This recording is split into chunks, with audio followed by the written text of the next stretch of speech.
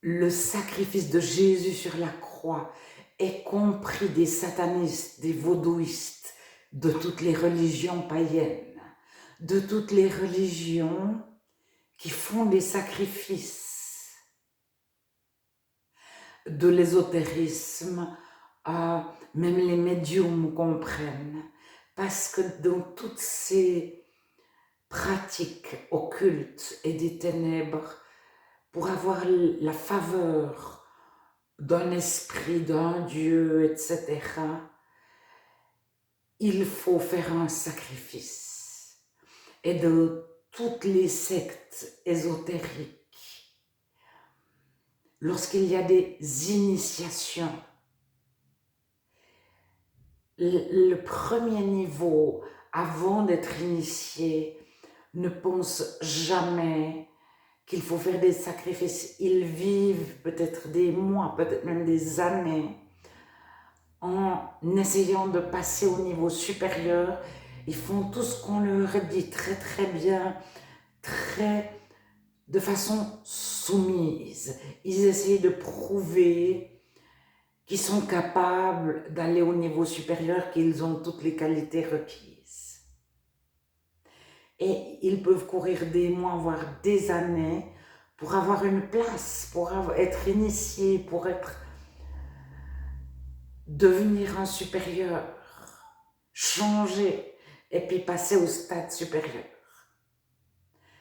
Et au stade 1, au premier niveau, ils n'imaginent jamais que derrière il y a de la sorcellerie, de la magie noire et des sacrifices. Alors, Dieu sacrifie Jésus, c'est un sacrifice unique. Vous n'avez plus jamais besoin de sacrifier quoi que ce soit. Je me sacrifie moi-même, puisque Jésus est l'incarnation de Dieu. Et je vous donne libre accès à Dieu sans devoir faire quoi que ce soit. Je vous accueille. Alors, Dieu, ce qu'il nous demande, c'est une relation. Parce qu'on peut lire 25 livres sur qui est Dieu, mais on a zéro relation avec Dieu. On va se tourner vers des personnes, qui est Dieu pour toi? Qu'est-ce que tu penses de Dieu, etc. Et on cherche la personne qui nous semble la plus... On est certain que cette personne-là sait des choses sur Dieu. Et Dieu sait le mieux. Il ne veut pas qu'on passe par des autres personnes. Il souhaite nous connaître et qu'on le connaisse, qu'on échange avec lui. Et il nous accueille. Mais son message, c'est revenez à moi, revenez à moi, revenez à moi. Mais c'est pas comme ça, Jésus dira, je vais vous donner du repos de vos pensées. Du repos, ça veut dire que vous ne vous sentez plus mal, plus coupable, plus de honte, plus de colère, plus d'animosité, plus de rancune, plus de découragement, etc., etc. Le repos, c'est une parfaite égalité d'humeur. On ne se pose plus de questions,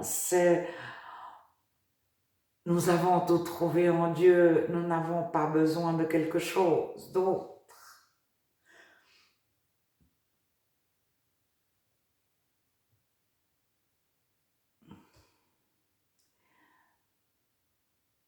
Alors, prenez sur vous mon joug, nous dit Jésus, il est doux et léger. Alors un joug, c'est quand on maintient deux animaux ensemble, des bœufs ou des chevaux, on les met côte à côte sous deux arcs.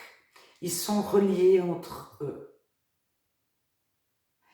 Et c'est pour pouvoir tirer des charges derrière ou labourer ou quelque chose, tirer une charrue qui laboure, quelque chose comme ça. Donc Jésus vient à côté de nous, et il porte le joug avec nous. Mon fardeau est doux, est léger. Ça veut dire, je vous demande très peu de choses. Je ne sais plus la référence, je vais vous retrouver.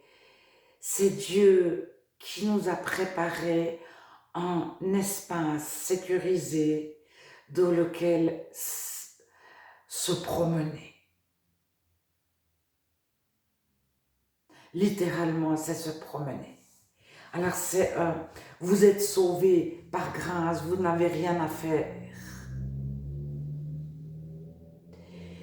Est-ce que c'est Philippiens 2, 10, 11 ? J'ai cette référence qui me vient comme ça. Je ne sais plus du tout la référence. Mais je sais vraiment. Mais c'est... même la foi est un don de Dieu. Nous avons tout reçu. La foi, la confiance en Dieu. Alors, il y a une chose que Dieu nous demande, c'est de le chercher et de se laisser trouver par lui. C'est d'entrer en communication avec nous. Alors, dit par des chrétiens, on nous regarde comme des allumés, mais dans Touche pas à mon poste, l'émission qui fait un peu scandale, qui est animée par Cyril Hanouna, il a invité une médium.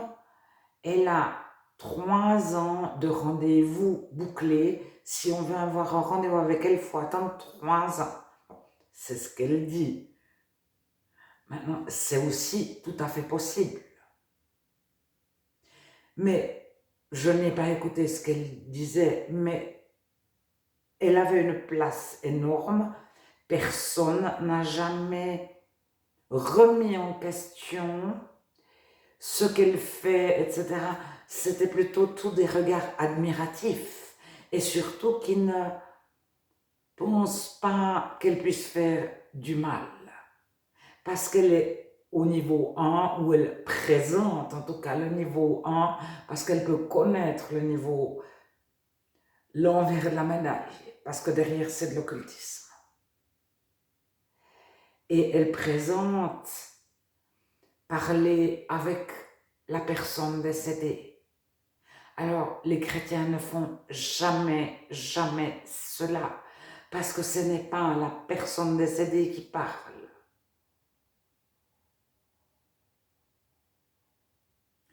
C'est le monde des ténèbres, c'est l'occultisme, c'est l'ésotérisme, c'est le satanisme, c'est la sorcellerie derrière, c'est...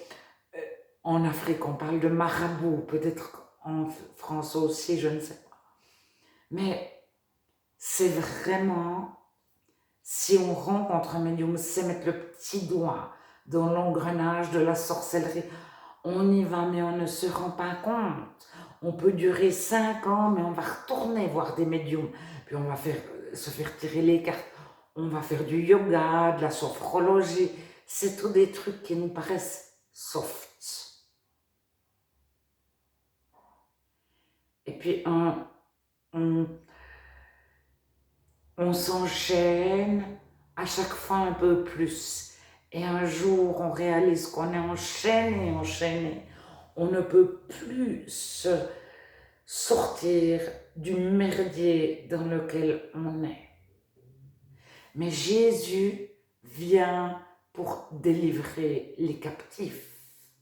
Il accueille et lui, il a les forces de sortir n'importe qui de n'importe quelle situation, même quelqu'un qui a utilisé les plus grandes forces occultes qui existent.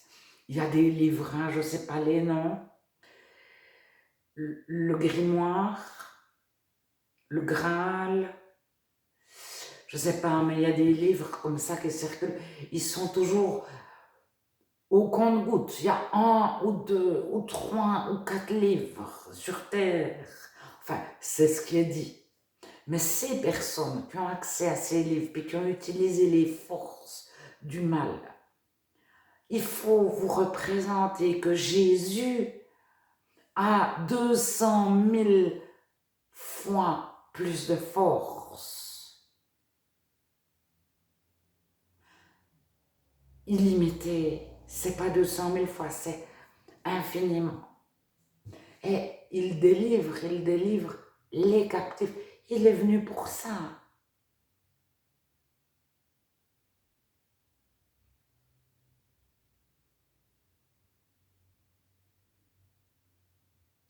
Alors, dans nos pays très cartésiens, les Lumières, etc., même le protestantisme, donc ce n'est pas les évangéliques, ce sont deux choses très différentes. Les protestants, c'est une religion d'État créée par les empereurs, c'est de l'inculturation, le protestantisme.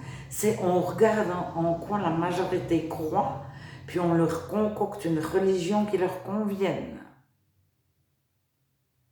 Donc le protestantisme est né en 1550.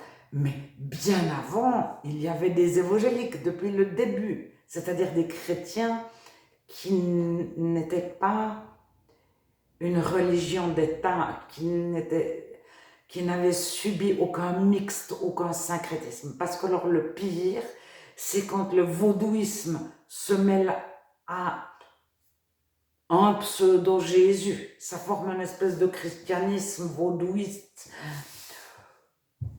En général, on parle toujours moins Jésus. Ou alors on va parler du petit Jésus, tout petit Jésus de sa crèche. Pour annuler qu'il puisse avoir de la puissance. Mais il y a une chose que je voulais dire encore, mais je ne sais plus laquelle.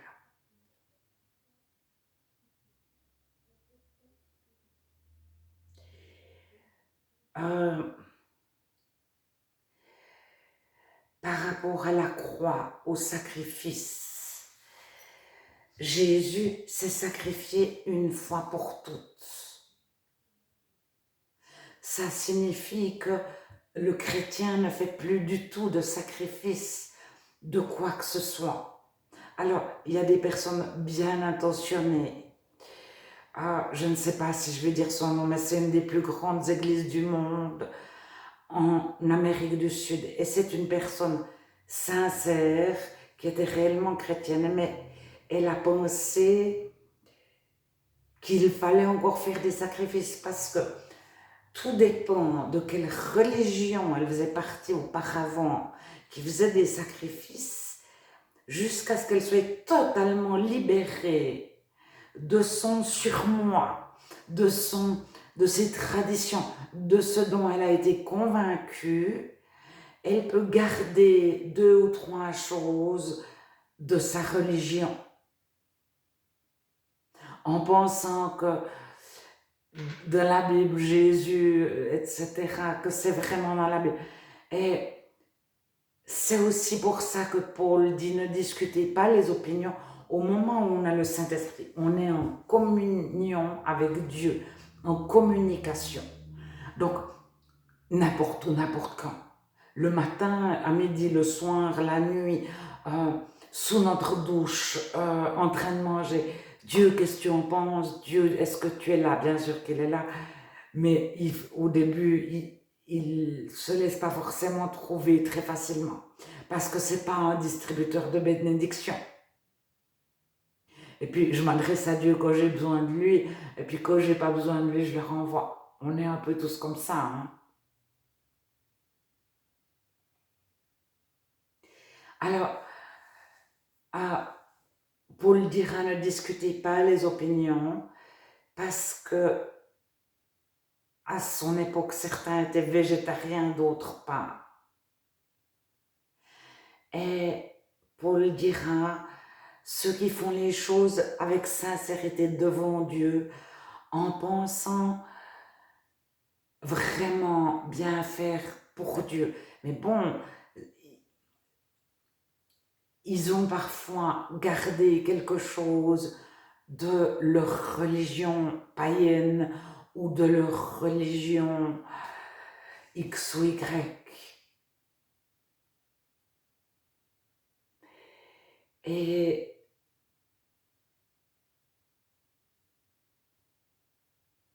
ne discutons pas les opinions.